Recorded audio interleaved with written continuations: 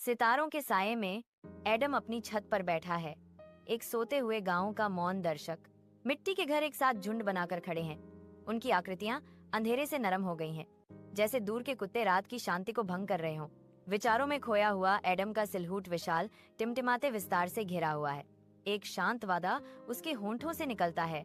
तारों को फुसफुसाया गया एक प्रण, एक दिन मेरा जीवन बदल जाएगा। तारों की रोशनी को दर्शाते हुए वह दृढ़ संकल्प के साथ कहते हैं, मैं अपनी माँ को खुश करूंगा। एक धुंधले कमरे में एडम की माँ बिस्तर पर कमजोर पड़ी है। उसका चेहरा चिंता और बीमारी से भरा हुआ है। आदम उसके बगल में बैठता है। उसका युवा चेहरा चिंता से छाया हुआ है, जो उसकी माँ की पीलापन के विपरीत है। बेटा, मुझे तुम्हारी चिंता है, वह फुसफुसाती है। उसकी आवाज कमजोर है, लेकिन गहरी मातृ चिंता से भरी हुई है। उसकी आंखें प्यार और चिंता से भरी हुई एडम की तलाश करती हैं, जो उसकी बेबसी और डर को दर्शाती हैं। माँ, मैं कुछ करूंगा, आदम प्रतिज्ञा करता है। उसकी आवाज दृढ़ संकल्प से भरी हुई है, उसकी आंखों में निराशा के बावजूद। वह उसका हाथ पकड़ता है, वादा करता है, मैं तुम्हें ठीक कर दूंगा।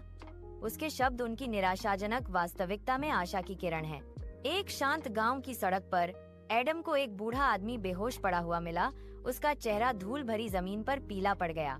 एडम धीरे से बूढ़े आदमी का सिर उठाता है, उसे चिंतित भाव से पानी पिलाता है। कमजोर आदमी की मदद करते हुए एडम उसे उसके घर की ओर ले जाता है।